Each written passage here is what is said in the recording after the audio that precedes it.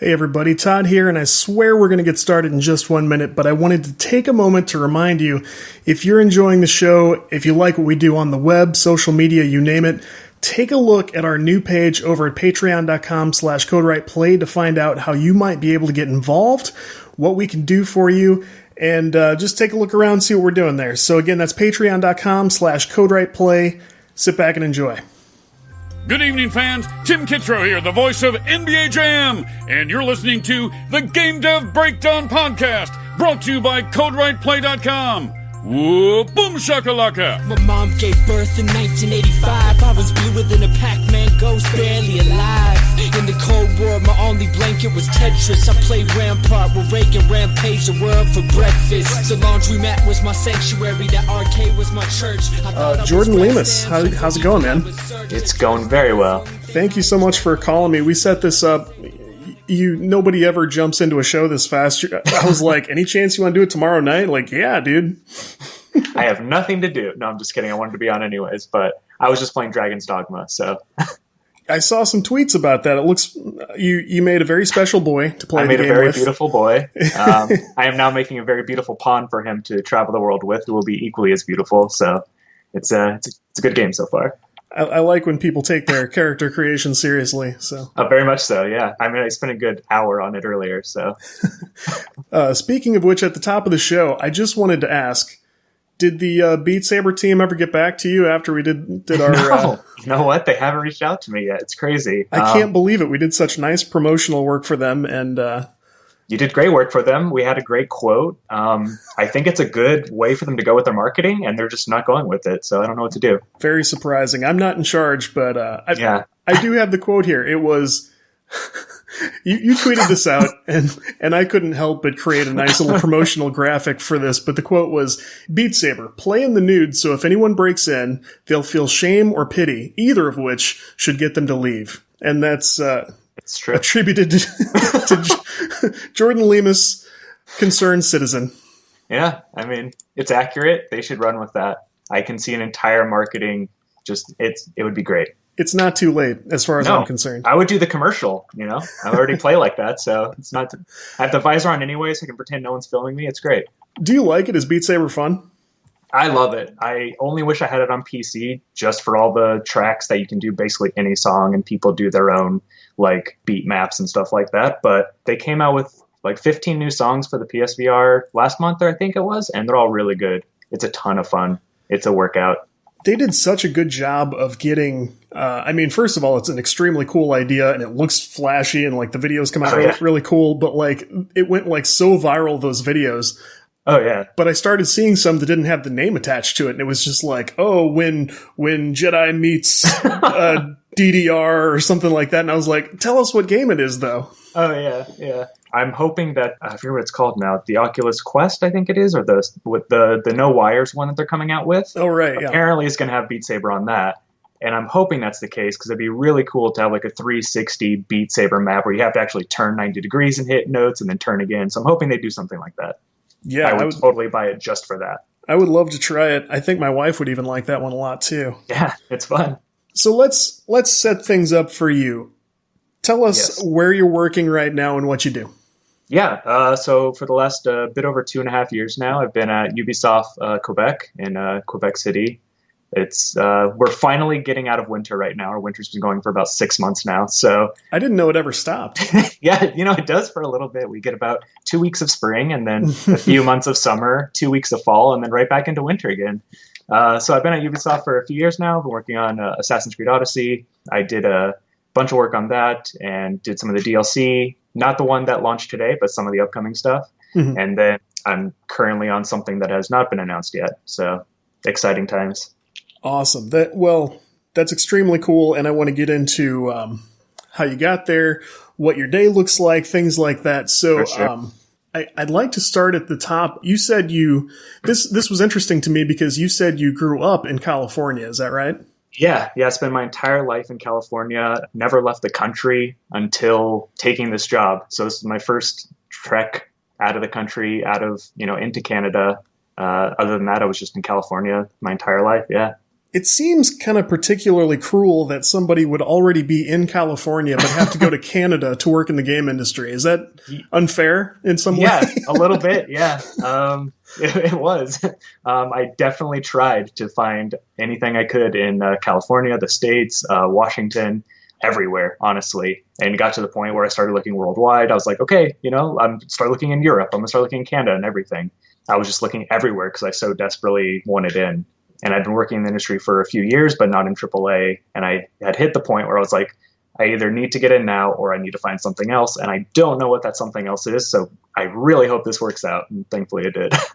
Yeah. And you said you went into college with plans to go into English and writing, but you weren't sure how you wanted to apply it.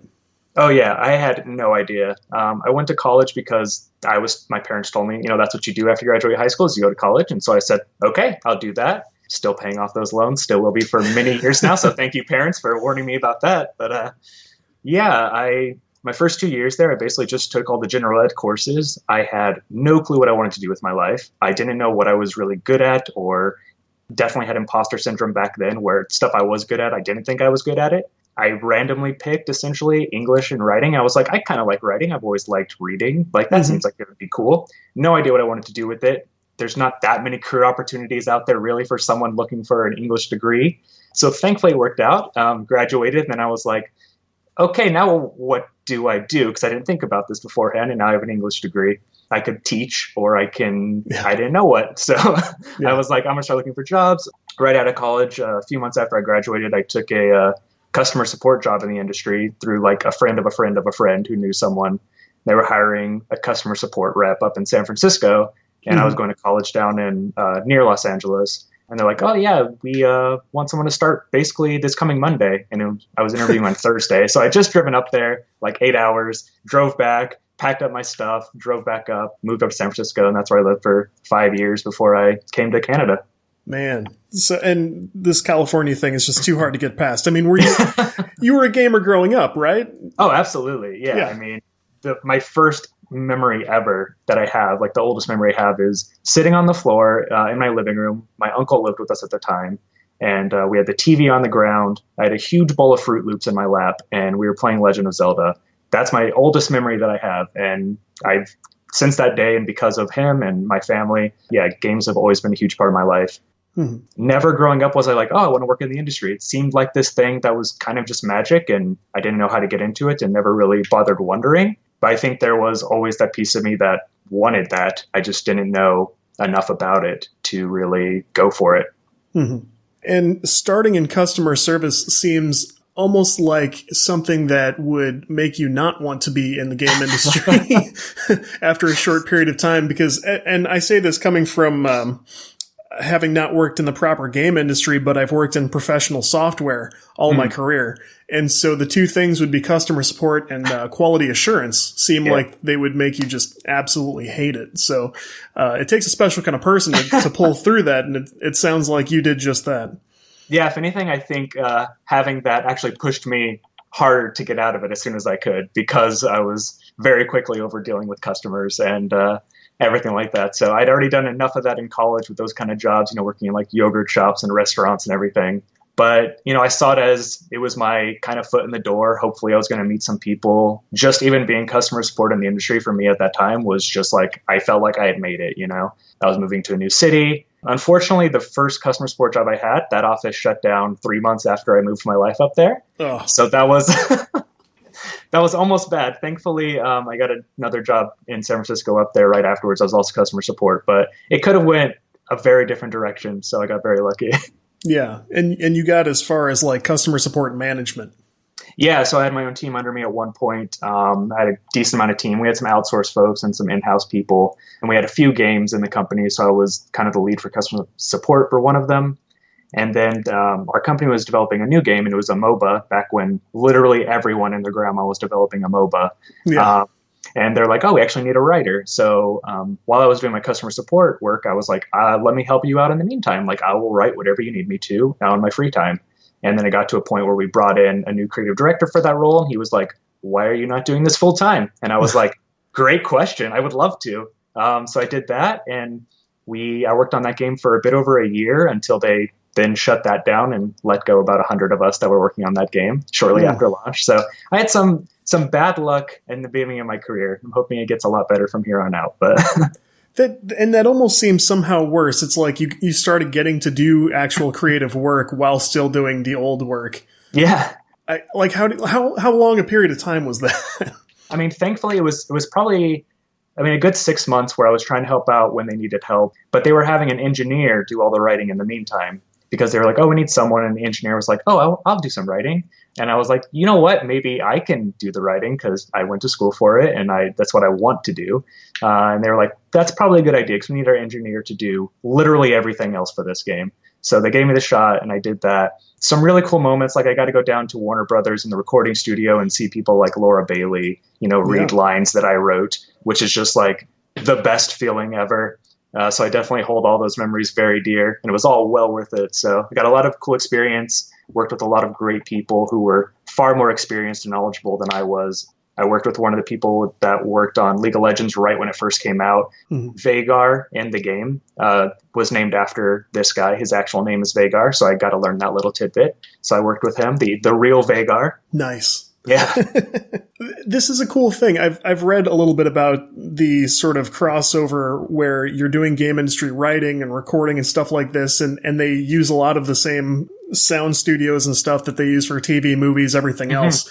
And I even read about sort of I guess mid to late 90s where some studios were doing deals where they like how I think it was Naughty Dog that started this way. They like signed on with Sony and they were like actually on the movie lot working in a hallway somewhere just out of the way, and no air conditioning and all that stuff. But like that, like a development deal the same way, like, Seinfeld might have a development deal. They're in there working on whatever they want. Someone comes and checks on them and says, hey, did you come up with anything? Like, not yet, but there's still some of that kind of thing still around, which is fascinating. Yeah, it was super cool. They're like, we're going to fly you down. You're going to sit in the studio. And if the actor needs help or the director needs help, then they'll ask you questions. And I was like, okay. And it was awesome. I was like, there's a lot of important people here making TV shows and movies. And I'm just here doing a little video game, but it felt very special. And it was really cool to see kind of how that process was done. And that was really the first time I got to see from writing the words down to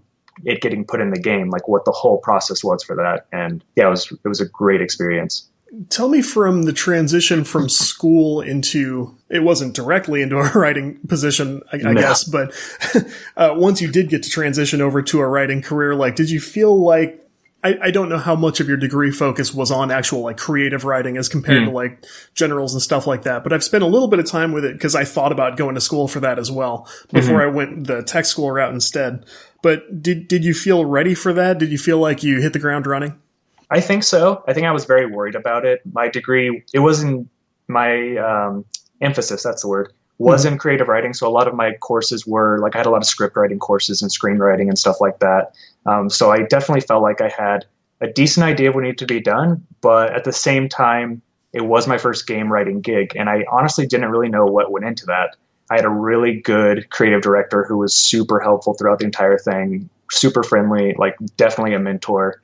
And he helped me kind of figure it all out because I was the one writer on the team. So everything I was writing was getting sent straight to him and then he was approving it or giving me feedback. And it was a really quick back and forth. So I got to learn a lot very quickly, kind of because I had to. But I definitely learned that I had no idea what I was doing and would have multiple moments of that throughout my career so far where I have no idea what I'm doing. And you get to look back on it, though, and be like, I've definitely come a lot further from that point. And hopefully there's a lot further to go. There's a lot more to learn, and I'm always looking to learn. And yeah, so it's been good. Yeah. And I was thinking about this the other night because I had access to a book about narrative design and things that branch out from it and stuff like that. And I thought, I wish I could see sort of a graph of the actual use of the phrase narrative design in the last like 5 years. It just goes straight up. Because we never talked about it before because, like, honestly, it should have been on our minds, but it seemed like someone else just did the job. Some designer, some engineer, someone, and maybe they were good at it. And then there were plenty of games that had just really compelling stories or dialogue or whatever it was, but we needed experts and didn't necessarily have them. So, That's another holdover that kind of surprises me. Like, why don't we have enough of the right people writing? That is a very good question. I mean, I want that too, just so there's more jobs out there for everyone that wants to do this. And I think it's definitely gotten a lot better since when I was in college. I know that when I was looking for writing jobs, it seemed like they were very, very few and far between. And since then, it does seem like more companies are bringing on more writers. There's larger teams. A lot of companies still do have just contract roles. Well, they'll bring on writers for 6 months, usually, maybe a year. So it's a temporary thing, which is kind of a bummer because it usually still requires a move. So you're asking someone to move their life for 6 months to work on a game and then possibly not have a job again and have to move somewhere else. So it is tough. I think that it would be a lot better if the industry allowed a lot more. There's a lot of threads on Twitter about this too when this gets brought up, but more freelance, like outsourcing, being able to work from home and do all that kind of stuff, as opposed to having to be in the office, because there's a lot of talent that can't just move to whatever expensive city they need to move to for 6 months. There's a lot of talent that could definitely do the work through, Skype or Slack or whatever program the company's using, still get the work done and not have to, move their whole life. So hopefully we get to that point soon. At some point, I would like that. So no one has to pay San Francisco rent or Seattle rent. That would be good. Yeah. And it seems like the indie space is kind of already caught up with this because people do want to work with writers, I think, across the board, because, it's very clear to tell a product that did or didn't have writing expertise.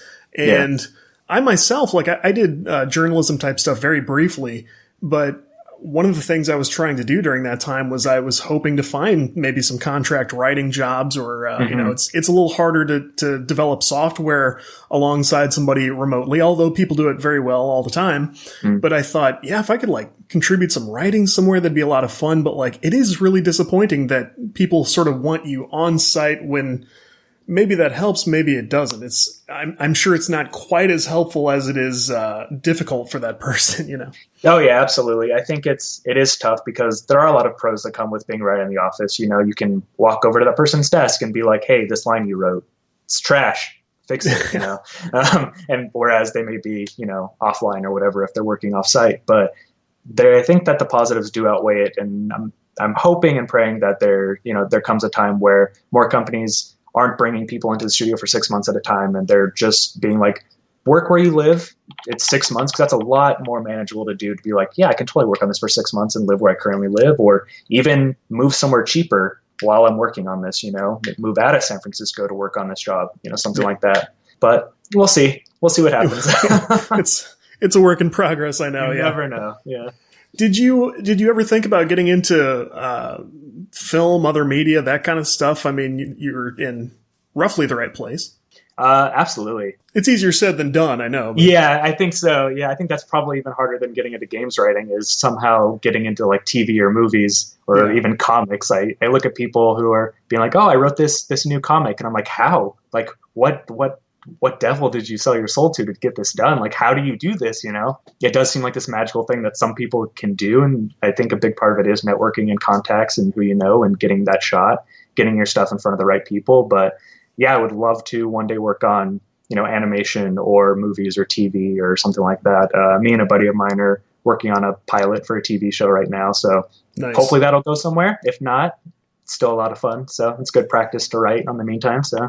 I've dabbled in some screenwriting before, and for one thing, it's really fun. Anybody who just enjoys writing, I would say, definitely just pick a weekend and think up even if it's one scene, just learn how it works and how to do it. I was starting an article recently about how to do screenwriting like a programmer, because there are a few things like, Fountain, the open screenwriting format thing. There are a couple things that'll let you basically open a code editor and just write the stuff instead of whipping out Final Draft or that's cool. Spending $700 on something that may never earn you a dime as long as you live. Yeah, yeah. I definitely use free software. I don't think I've owned Final Draft since college, when I got it for super cheap. So I definitely recommend people just download a thing. It is one of those things that once you see how the formatting is done, that's kind of how it's done. Some writers do their own thing in the script, but for the most part, they all kind of read the same.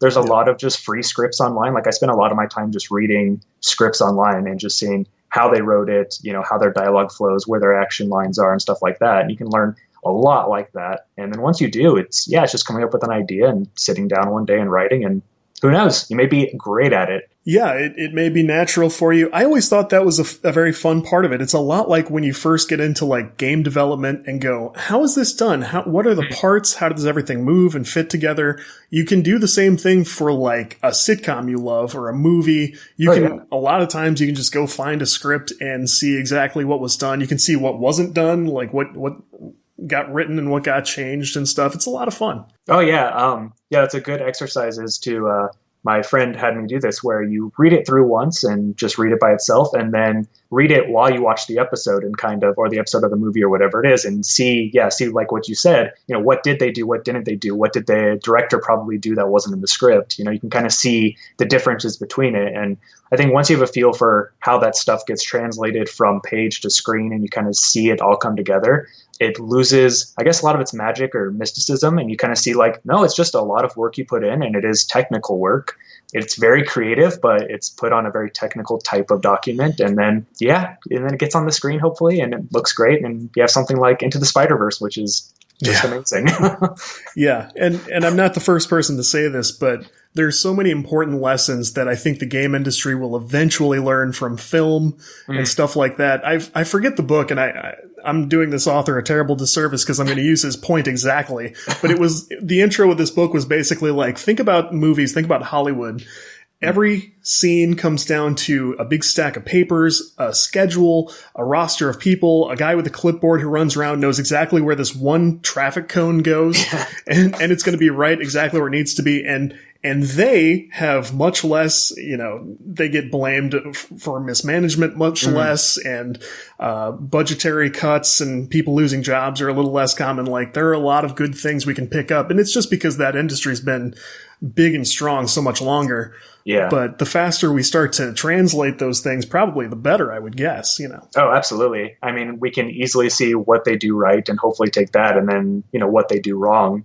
Not do that. It should be that easy, right? Just to be like, what do they do better than us? We should do that. What do they do worse? Let's not even try that, It's like when you're growing up and you think like, well, my mom's cool, but my dad is dumb, or something like that. It's like, and I'm watching and I'm trying to learn from both of them, or maybe you like each of your parents sometimes and not other times. Yeah. It's that same kind of thing.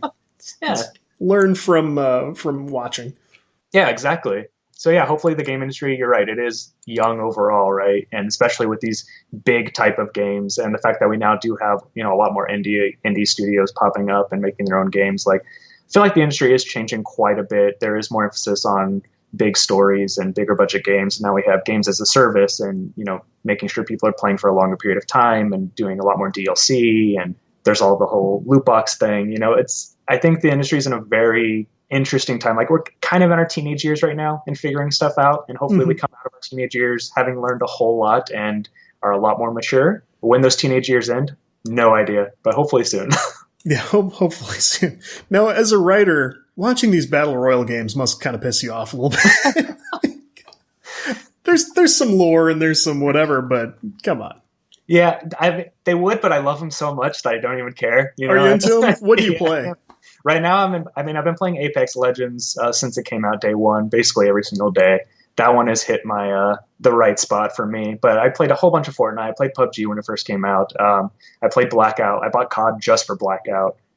So I do like the genre a lot. But, it is taking a lot of players and a lot of time to a genre and a type of game that's not what I'm writing for. So it's like, I would like a couple of those, thousands of hours that people are spending on that game to play some more story-oriented games. That'd be cool. I can't decide if I want to support Apex and hope they get back to Titanfall, or not support Apex and hope they get back to Titanfall. Like, I was a big Titanfall it's hard fan. To know which one, yeah.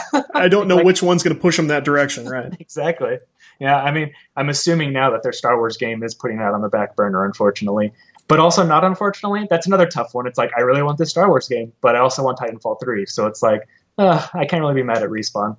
I actually just wrote about this, and Respawn was actually my example of a studio publisher combo that was actually doing right by people.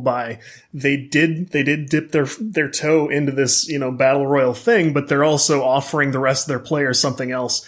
And in the case of, I was able to name several studios that just, as soon as something took enough of their attention, you know, you get things like, well, we were going to do this mobile game and it's canceled. Or in the case of, what was it? Blizzard shut down their one of their own esports games because they had to focus on Overwatch. You know, Heroes of the Storm or whatever it was. And a bunch of teams woke up one morning and it was like, the season's canceled. Like, what? People were relying on this. Yeah, it's always funny when that stuff happens. Well, not funny, more of a sad funny, where it's it seems like those decisions are being made very quickly to at least the people that are, you know, working on the games, the developers that are on the ground floor. A lot of those things are like just one day you wake up and you have that, you know, that message in your inbox, or you have a all hands meeting and you're like, oh, okay, this was sudden for me. And you don't know, it's probably months in the making, right? People at the top making decisions. But for the people working on the game, going in expecting to, you know, still be tweaking someone's kit for Heroes of the Storm, and then they're being told it's basically shut down. It's like, that's a rough day to have. It's not fun. Or how Fortnite killed Unreal Tournament, which was not great. Yeah, like that. Because I was telling somebody, like, playing Unreal Tournament at a buddy's house over the summer, like, those will be some of the fondest memories of that age range that I'll come away with. I understand it can't go on forever, but it sure went on a long time till Fortnite came along. Yeah. Hey, there's plenty of other games. Like, Counter-Strike's still going on forever, so why not? Why can't Unreal Tournament keep going on forever? Yeah. So that was a big diversion. We left off. You had moved from customer support to full-time writing at last. Yeah. So what happens next? So I work on that game as the sole writer on a MOBA, and we were doing something where our new thing was that it was going to be completely in the browser. So you could hop in for 15 minutes, like just play in your browser. And that was the thing that was going to, you know, hopefully differentiate us from all the other downloadable MOBAs at the time, like League and Heroes of the Storm and everything like that. And then late in development, right before launch, they're like, you know what, let's actually go on Steam after all, which kind of got rid of the one thing that differentiated us, was that you didn't have to download this. It's kind of a big deal, yeah. Yeah, but then they're like, we got to go to Steam because there's just so many more players. And I get that. You know, You have to go where the players are. And I don't know what decisions ultimately led to shutting it down, but very shortly after launch, they were like, we're letting you all go. Some of you will be moving on to other teams, but there was 100-something of us that got let go. Game was shut down immediately. It was rough. And after that was basically 2 years off and on of unemployment for me trying to find other work. It was really rough. And I worked on a couple of other games in the meantime, just as a freelancer. I worked on like a little Facebook game. I worked on a mobile game. I worked on a match 3 game as like a puzzle designer, you know, making like Candy Crush type games, but like making the actual puzzle designs and everything. Oh, that's interesting. It was cool to see how that was actually done. And I could never, ever play a match 3 game again because of that job. Oh, I could see that. Oh, when your entire day is spent just looking at little colorful shapes and moving them around and hoping that you can make a fun level. It's kind of like seeing how the sausage is made. So I cannot play those anymore. Fair enough.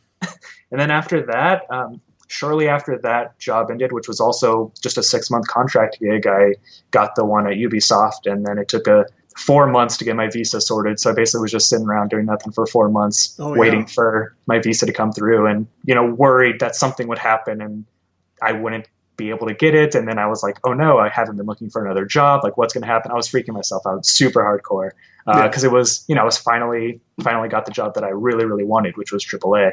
And actually, it wasn't the first time I applied to Ubisoft at the studio either. I had applied one time before for a writing job as well, maybe 5 or 6 months before, and didn't get it. I had interviewed, did the writing test, all of that, didn't get it. Saw it pop up again and went for it, and then got it that time. So if anyone out there is applying, apply more than once. Yeah. One time does not necessarily mean no. It just means not right now, you know, unless they tell you you're terrible. But what is a writing test like for a position like yours? So it definitely all depends. I'm sure. Yeah. I would say for the most part, if you're hopping into something like a franchise or something with established characters, the main thing they want to see is that you can write their characters. Mm-hmm. So the test will probably revolve around, here's the prompt, here are the characters that we want you to use, write like a 2 to 3 to 4 page, you know, whatever it may be, screenplay with these characters in this prompt. And usually there'll be 2 parts to it. Usually it'll be like, do this prompt exactly. And then they'll give you more freedom on the second part and be like, show us, more of your personal type of writing. But it all depends. Some wants you to do some AI writing, just to show that you can do barks and AI lines and stuff like that. But for the most part, you're going to be writing in screenplay format. You're going to be doing pretty decent amount of hours of work, at least if you, because you want to make sure it's to the best of your ability. So the first draft may only take you an hour to get done, but you're spending another 10 on top of that, just making sure that it's good enough before you send it off. But you also want to send it off quickly before they find someone else. So it's a tough little dance. And barks are like sidewalk lines, like walking around town, that kind of stuff. Yeah. So barks and AI lines is all the, like if you're playing something like Assassin's Creed Odyssey, all the like guard lines that are like, hey, you, what are you doing here? And all that kind of stuff. Yeah. Arrow in the knee and all that stuff. Yeah, those hundreds and thousands of lines is something that writers also have to do in the game. So it's not just writing the fun, dialogue and cinematics and stuff. Like we also have to write all of the barks. We have to write all the gear descriptions that you're reading, all the text on screen. It's more than just the fun stuff. There's definitely a part of the project where you're doing the stuff that isn't as exciting, but still needs to get done for the project to ship. So. Yeah, I picked up bits and pieces of this when I was reading. I think the book was Significant Zero by Walt Williams, who worked on Spec Ops: The Line. Right, yeah. If I'm not mixing up books, and I'll feel stupid later if I was, but it was a lot of like a look into a studio session and like big spreadsheets full of lines for thousands of situations and things like that. And it's stuff that people don't think about until you really sit down and break it down in your head. Like, oh yeah, that person has to do all that in all these situations. And it has to just be, mind-numbing might be the right term. Yeah, no, it definitely is. There were moments where we were just writing AI lines where by the end of the day, my mind was just mush. It was just absolute mush, like more so than even writing real dialogue and characters. Like writing those lines, your mind just turns to mush and you just kind of zone out and don't hear anything. You're just you and the doc in front of you and you're just writing. You don't remember writing it at the end of the day. You're like, did I even do any work today? And you look and you did like 700 AI lines. You're like, yes, I did. Hope they're good, So kind of become an NPC yourself. You're like, hey, Jordan, honestly, you doing okay? Like, yeah, it's a nice day today. Basically, yeah. And that type of writing is really interesting too, and was a challenge because you need to write lines that are good enough, but not so good that they stick out. And it's this weird like middle ground where they need to be really good so that the player gets all the information they need, or it's, if you have a funny one, it needs to be not too funny because then every time the player hears it, they're going to remember that one line. Just like, for example, the arrow to the knee. Yeah. The reason why that one got called out is because it was used everywhere and it was a very specific, like memorable line. Yeah. So don't write your arrow to the knee line because, or do, because you'll get a meme made out of it and it'll always be said for countless years afterwards. So maybe, I may do that on my next project, actually. That's my goal. That's your arrow to the knee. That should be what everybody looks for. To find your arrow to the knee and get it out there. So Ubisoft takes you in and do they put you straight on Odyssey? Yeah, I was straight on Odyssey. When I arrived, we were in pre-production, so we weren't really in the writing portion yet. And Odyssey was the first time that we had done a game with dialogue choices and a dialogue tree and all that kind of stuff. So there was a lot of learning going on, a lot of figuring out how the tool was going to work, how we were going to do choices. So it was cool coming in at the very beginning and seeing all of that take shape and really figure out how we wanted this game to come across and how we wanted the choices to be and, how emotional we wanted them to be or, whatever it was going into production with those decisions being made. And then there were a lot of growing pains because it was the first type of game that we had done like that, obviously. But I think it came out really, really well, and all the writers did a really good job. We had a decent-sized team, and we worked with multiple studios outside of the Quebec City team as well. Like we worked with writers in Singapore and Montreal, and we had multiple teams working on different things because there was just that much to do. Because there are a lot of paths in that game and a lot of dialogue. Yeah. And when you guys say you have a diverse team of like, even when you have the splash screen that says it's written by a diverse team of blah, blah, blah, and then you watch the credits and it takes 45 minutes for it to go by. Like, I believe it. Like, you clearly do have a diverse team from all over the universe, I guess. Oh, yeah, definitely. It was funny. I was glad because it was the first time that my name was in credits. So I was like, I have to take a picture of it, obviously. I have to send it to my family and everything. thankfully for Odyssey, they had, if you held down on like the right stick, it would kind of fast forward a little bit, which was super nice. Every game, please do that for all your developers so that they can scroll by faster. And it had a pause button, so you could pause right where you wanted it to. It was great.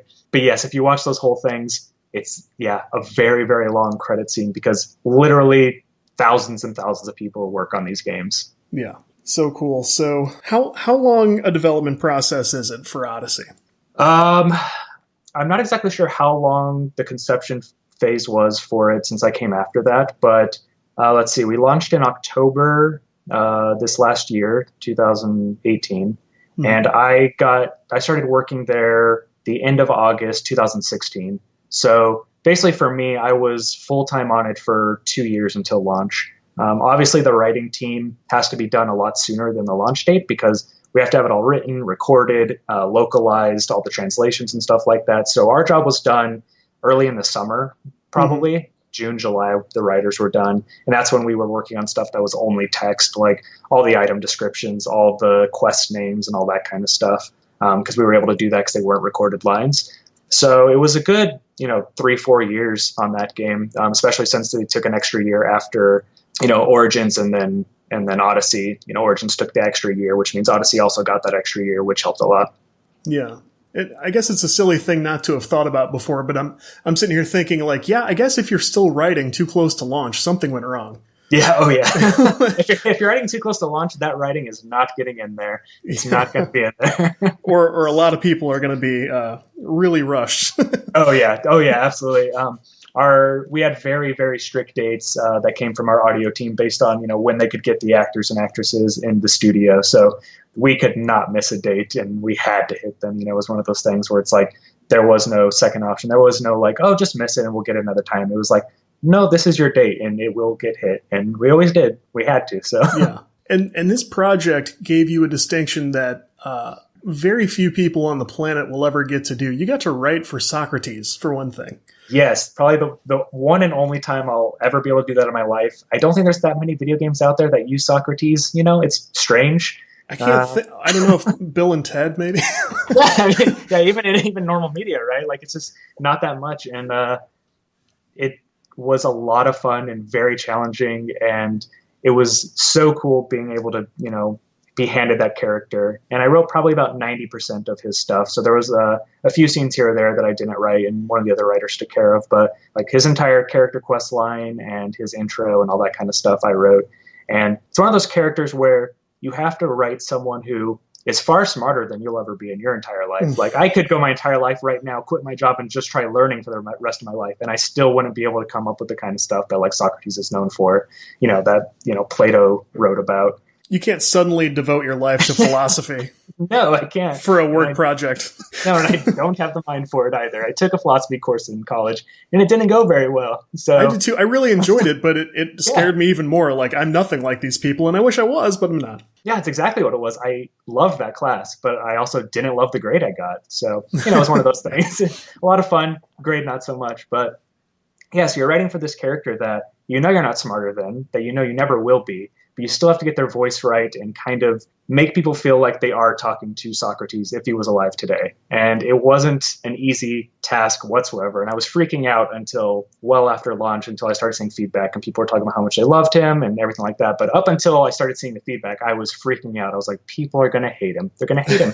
You see right through this. I did a shitty job. Like I did terrible. I did so terrible. Thankfully, they said that he was annoying, as he should have been. I did write him that way. So people were like, God, he's so annoying, but I really like him. And when I saw that, I was just like, yes, you get it. That's exactly what it was. Like that's about right. He should be just as annoying. You should want to punch him in the face, but also maybe get a beer with him afterwards was kind of the goal. So I killed him, but damn, I respect him. Yeah, basically that. You're just like, I kind of miss him, but in a really weird way where I don't really want to see him ever again, but I miss him. This strange thing. So it was really cool writing that character. He was definitely the biggest and most important character that I had a hand in for the entire game, other than obviously Alexios and Cassandra, the main character. But it was really cool because I did do a lot of research into stuff that was written about Socrates because he didn't believe in writing things down. So we have no writings from him. So it's not like I could be like, oh, I'm just going to read Socrates' writings because he didn't have any. So it's all through a third party already.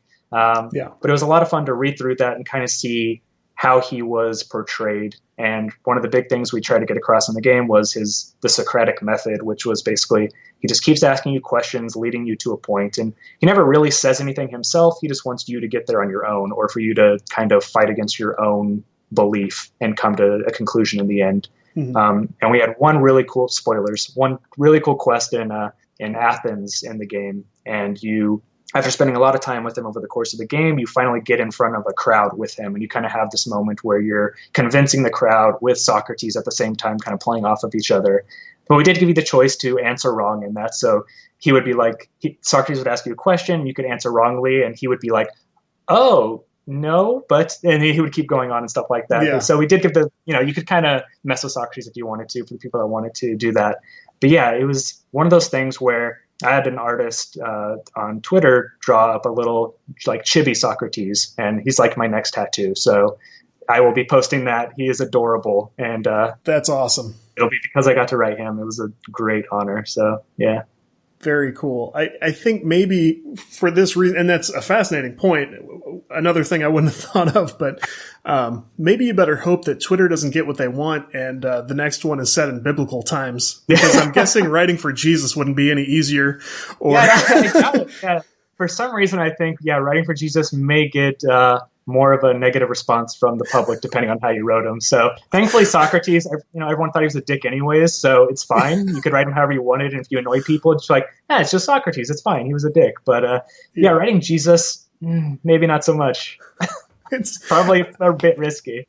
I don't know why I never thought of it, but from the first time I heard, like Jason Schreier was tweeting about it for a long time, and then people kind of fed off that, and they're like, yeah, here's how it would happen, and here's what could unfold, and I'm sitting there thinking like, what a mess that would be, but I really want to play it. It's funny that you bring up his thread, because I actually responded, and I was like, Jason, I was brought up in a Christian household. I was like, I know the entire Bible. I was like, I could write this game for you. And I wrote like a little like fake scene of like how like the eagle flying through the Garden of Eden and all that good stuff, just joking around and everything. But it would be interesting. I mean, technically Adam and Eve and everything are in Assassin's Creed lore. They were the first people to, fight back against the Isu. So it could be done. Who knows? Maybe, 2036, we have Assassin's Creed biblical times. Who knows? It could happen. Don't write it off yet. They may go there. Bible creed confirmed. Okay, fair enough. Moving on. Okay, so we get through game launch, and obviously it's very popular, and people just love it. People call it a return to form, and it's all very positive. How early does the award talk begin for this game? The hunt for awards, I'll say. Yeah, I mean, you always hope right away. There was talk before launch. You kind of have the guesses of like, what is our Metacritic going to be and everything like that? What is going to be the aggregate score? And there's those talks happening weeks before launch and directly before launch. The day before, I don't think I slept very much because I was so worried about what scores it was going to get. And it was my first big release. It's like I was working with people who have done a lot of AAA releases and they weren't freaking out about it. But I was like, look, you guys, this is my first one. I have worked so hard to get here, and it was not an easy road whatsoever. It was filled with unemployment and losing jobs and everything and moving to where I knew nobody. So I did not get much sleep. I was just very worried about the scores. And I know the scores don't necessarily mean the game is bad or anything, but you still have that fear that the embargo is going to lift and all the game journalists have the reviews out and you're seeing something that you weren't expecting to see, or you're seeing, huge paragraphs. My biggest fear was that I was going to see negative feedback about specific things that I had written in the game. That was my biggest fear, is that they're going to be like, Socrates, worst writing I've seen in a game ever. Don't buy this game. And then what do you do? Where do you go from there? It's just like, I guess I suck. I shouldn't have done this. So, that was the fear. And that was a lot of imposter syndrome talking, which is a huge thing for me and a lot of writers. So it was scary. And then the award season after that, was fun. But going up against games like God of War and Red Dead, coming out in the same year, we were going up against some very big boys. So making that lineup was huge. Getting nominated alongside them for stuff like, narrative or game of the year, being up there with them for game of the year was awesome. And I'm super glad that God of War won. It was my game of the year last year. Absolutely. I loved that game so much. But I think just the nominations alone are worth so much, because you're having people say like, this deserves to be up there with these other games that are huge and being made by, people like Rockstar, who have been spending 7 years on this game. So getting up there and being able to be like, here are the nominees, and you see, your character that you wrote for up there is a really, really cool feeling. And the award season is very long. Like, there were still moments where I swear, like last week, Corey Barlog was still giving speeches in some new country for winning awards and stuff. Every week, he's giving a speech somewhere for some award happening. It's absolutely deserved, but the award seasons are long. They're very long. Yeah. And I mean, as far as the video game writing categories, I feel like I'm not in charge, obviously, but I feel like the right gentle breeze could have blown this your direction. It seems like it was something incredible to be a part of, I'm sure. Oh, yeah, absolutely. And I think that for a first time out writing something, akin to The Witcher 3 with, those kind of choices and those kind of dialogue options was a huge, huge undertaking. And the fact that we were able to pull it off and do it in the way that we wanted to, was awesome. And there was there was a part of me that was like, oh man, if we won this for narrative, it would just be the ultimate thing. Didn't happen, but I still love the work that we did and love the writing that I did on the game. And yeah, just being nominated by them was a really, really cool feeling because you have people recognize it, and that's always nice. You don't see much positivity, you see people talk about what they hate on stuff online a lot. And when you get that one positive comment, I'll remember that one positive comment well after, the 20 negative ones that I read that day, so spread more positivity, folks, because we remember it. Right. It's easy to spread shitty attitude, but there's a certain vulnerability in saying that something is good. And I know I'm not telling you anything new, but to actually open yourself up and admit to the people around you, I enjoyed this, I like this. And you're sort of putting your reputation on the line as a critic, but people need to let go of that. Because I know people are enjoying more than they act like they're enjoying. Yeah, it's this weird thing, especially online, where it's like, hey, you feel like you have to pull back because if you're too excited for something, people get upset at you for it. 'Cause they're they sniff it out like blood, like sharks. Yeah, it's crazy. It's just let people like it. They like it that much. They're not you. They're allowed to like it that much. You don't know how much they like it. It may be the best thing they ever played. It may be the worst thing you ever played. And both of those things can be true. It's the internet was a mistake, but I say it all the time. We need to go back to Microsoft Encarta and maybe early AOL Instant Messenger, but that should be it. That's it. Don't go any further. That's it. So I know you've since been reassigned toward the next project, whatever it may be, and we'll be looking forward to learning more about that when it's time. But I'm hoping you felt pretty secure in the saddle once Odyssey was sort of winding down, you weren't going to get tossed out of the second story or anything. Yeah. No, I mean, that is a fair question because it unfortunately happens a lot where games ship and you have to start, you had ramped up to so many people that you needed to get this game out. And now you have all these people and you don't have a game to get out anymore. And there are a lot of studios, and I get it because it is a money thing. It's a business thing where, you can't pay these people anymore to do nothing. Thankfully, and I've seen this, from a lot of people from other studios at Ubisoft as well, but Ubisoft has always done a really good job of not, letting go, a huge amount of people just because a project ended.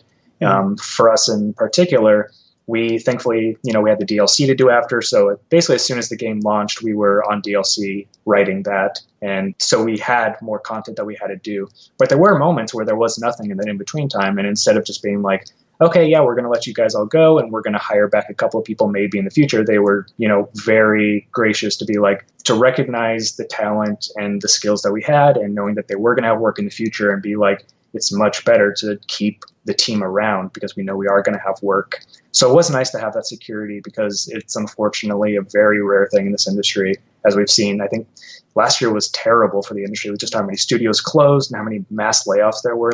I don't remember, maybe there were, but I don't remember another year that was that bad. I feel like there was a couple of months where every week there was 200 people, 300 people, 800 people, 50 people, and entire studios closing, not just teams being let go. And so that's always a fear you have. Even here, some place where I do feel secure, anytime you have a meeting one-on-one with someone who's above you, there is that fear, especially since I have been laid off before with, in a big group, you have that fear of just here's that moment again. This is the moment where I lose my job again and have to figure out what I do. So it's very unfortunate that is a fear that is very prevalent in this industry. And it's for a reason, because as we saw last year and even into this year, a lot of people are losing their jobs and you usually never see it coming. So it is one day you go to sleep and you wake up the next day and you don't have a job. And now maybe I'm moving my life somewhere else. Maybe I have to, if you have kids or anything like that, take them out of school so I can go find a job somewhere else. It's scary for sure. Yeah. But I'm glad they're doing right by you. Ubisoft's done a lot of really cool stuff lately. Obviously, for example, pledging money to rebuild in Paris just recently, just super cool, very popular with everybody. You guys, they had to coin a phrase for the opposite of review bombing. after Ubisoft did that. I'm trying to remember, somebody on Gamma Sutra had one. It was like, I can't remember what it was. It was something grenades.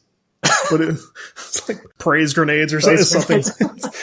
But it was super positive, and it even brought up questions about like, will Steam have to wipe these out too, like they did for Borderlands when people like negatively review bombed? Right. And I was like, oh, I'd hate to be that guy. Like the guy who had to like the guy sweating with the two buttons, like wipe them out or don't wipe them. I wouldn't want to be that guy, but Ubisoft's clearly doing some cool stuff right now, and I hope they continue with that. So as we're winding down, because believe it or not, an hour's almost gone by already, some of our listeners on Patreon had a couple of questions for you that I promised I would relay, and you can go into these in as little or as much detail as you care to, but the first one is this. Our friend Charlie asked if you could make any game with Ubisoft's resources, their team, their money, their everything, what kind of game would you make? Oh, man. Whew. Yeah, I know. Basically all the resources, all the money. Right. That's tough. I think it would have to be fantasy for sure. I love fantasy. It's been my favorite genre of books and games for many, many years now. So it definitely have to be fantasy. There would definitely have to be dragons involved for sure. Nice. Yeah. Like huge ones to climb. I want like Shadow of the Colossus kind of, like that kind of stuff. I like that, yeah. But I really like the BioWare games with the companions, and I really like the Persona games a lot. And those are very big on, spending time with the people just as much as you're out there fighting, Mm-hmm. And I love that. And I would love to write a game that has just like 9 fully fleshed out companions that have a ton of backstory, have their own story arcs and everything like that. I would love to write a game like that. So fantasy, lots of story. Basically what BioWare, was doing. That's what Dragon is. More spiritual BioWare successors, that kind of thing. I guess that, yeah. Totally on board. And I know you're a sports guy. I didn't know if you would go maybe a little more that direction. So I was interested to see what you would say. I like swords and magic way too much. I'm with you. And the other one's from our friend Shaz, who says, how do you balance between your own vision for a game, I'll say for a task, and the demands of the audience, demands of directors above you, that kind of thing? Like, how do you balance you versus external factors? Right. I mean, it kind of all depends on the moment. There are times where you need to do exactly what the director's telling you because, time constraints, or this is the exact vision that they had. Hopefully you're in an environment where you can, kind of not fight back, but maybe if you have a different vision and be like, I was thinking maybe we could do this instead. But for the most part, on Odyssey, we had a lot of freedom and autonomy to, come up with these ideas. Like they maybe would give us like, okay, we're in Athens. We need this kind of theme for this quest line. Like go with your quest designer and come up with some ideas and pitch it to us. So we were able to do that a lot, which is nice because we did get to put a lot of our own ideas and creativity into it from the very start, just within the kind of theme or area that they wanted. So it was kind of a nice melding between the two of directors being like, we need this, but still allowing freedom to, the writers and the quest designers to come up with what we wanted to come up with. And there's some stuff in later DLC that is coming out that I'm very excited about because one of those quest lines I wrote is one of those very creative. I had a lot of say in it once, so I'm excited for people to play that one. Nice. Very cool. I think people will be very satisfied by both of those answers. So I know you're working on a little bit of personal stuff. You mentioned one thing you're working on, a screenplay with a friend. Is that the thing you're doing with somebody from Ubisoft? Yes, it is. Yeah, another writer there. We were talking about our own personal projects we were working on, and I had this one that I wanted to do by myself, but I was kind of talking to him about it, and he was like, that sounds awesome. Let's do it. And I was like, okay, sure. Yeah, let's do it. And it's always nice. And it's great. I will say this, having a writing partner is amazing. I have a whole bunch of unfinished works that I've written on my own that are just sitting on my computer that who knows if I'll ever finish them, but they're half done. I have like multiple fantasy novels that are like at 50,000 words that have just been sitting there for years. Yeah. But having a writing partner being like, okay, we're meeting on Sunday, here's what we need to get done before then, and seeing, spending 6 hours and coming up with new stuff is infinitely better. So we've made a lot of good progress. Really excited about it. Hopefully it turns into something. If it does, that would be great. That's the dream right there. Get something on like HBO or Netflix or something, and take it from there.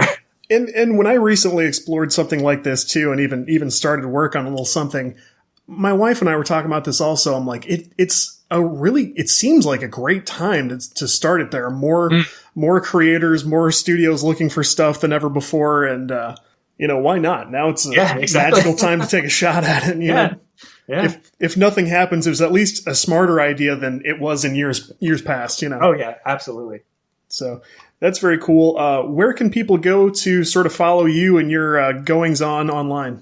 Yeah, you can just follow me on Twitter. I'm at Cryptic Jordan. I'm there literally daily. When I close Twitter, I then open Twitter right afterwards. It's bad. So I'm always on there. I love interacting with people. I'm happy to answer any questions people have about the industry, writing, my Dragon's Dogma boy that I created, all of it. So when you said you had personal projects going on, you have such great insight on game design and flow of design and things like that you're talking about games as you go through them and play. For one thing, I've tried to do more of that myself too, because I thought like that is really compelling when somebody's going through stuff and has like concrete ideas about what's good, what's bad. I wasn't going to be surprised a bit if you said you were working on a game. I mean, I would like to. Unfortunately, my one skill right now is writing, and it's hard to make a game just with writing. Yeah. I bought a little course to teach myself Unity, so I'm making a baby 2D platformer just to learn the ropes right now. So maybe in the future I'll have a game that I make by myself. That is a goal of mine too. But right now I'm trying to figure out how to make a character go right and left in Unity. So and then straight to Bible Creed. And then directly to Bible Creed. All right. Well, this has been awesome, Jordan. Thank you again. I know people are going to love this. Awesome. Thank you so much. As always, if you enjoy the Game Dev Breakdown podcast, you can follow along by subscribing anywhere podcasts are found. Please consider dropping us a rating and a review, or tell a friend who's into this kind of thing.